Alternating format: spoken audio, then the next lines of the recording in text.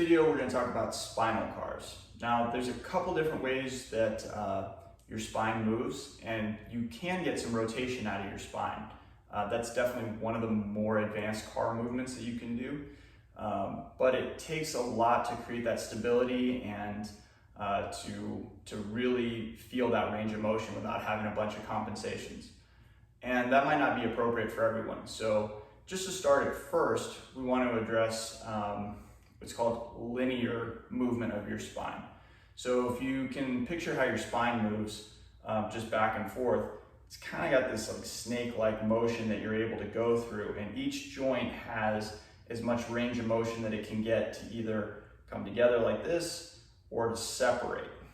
Your goal is to try and picture moving one joint at a time through as much range of motion as you possibly can.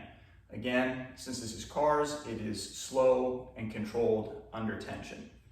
So the best way to do this is to get into a quadruped position. I'm going to take a deep breath in, irradiate tension. To help keep more tension and stability, you can picture trying to screw your hands into the floor like I'm trying to rotate them outward. And it doesn't matter whether you start at the base of your spine or at your neck, but for this one, I'll start at the base of my spine. And I just try and get as much range of motion in each joint or in each vertebrae as I possibly can before moving on to the next. And then reverse.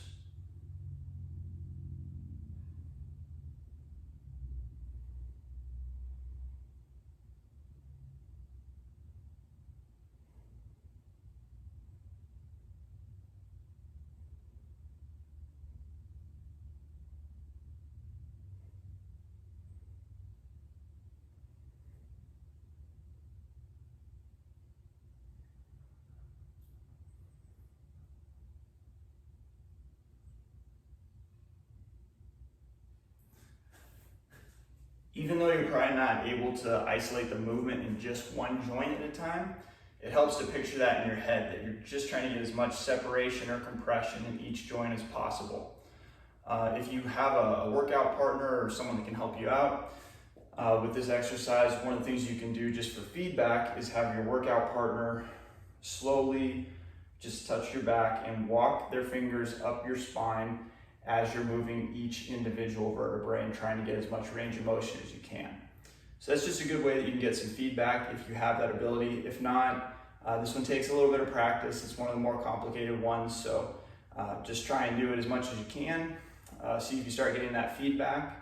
And one of the good things that you'll notice about this is if you're really getting as much range of motion as you can throughout your spine and you're keeping good tension, you're gonna start to notice you get a little bit of a core workout while doing it. So it's not really the intention of it, but it does have an extra added benefit.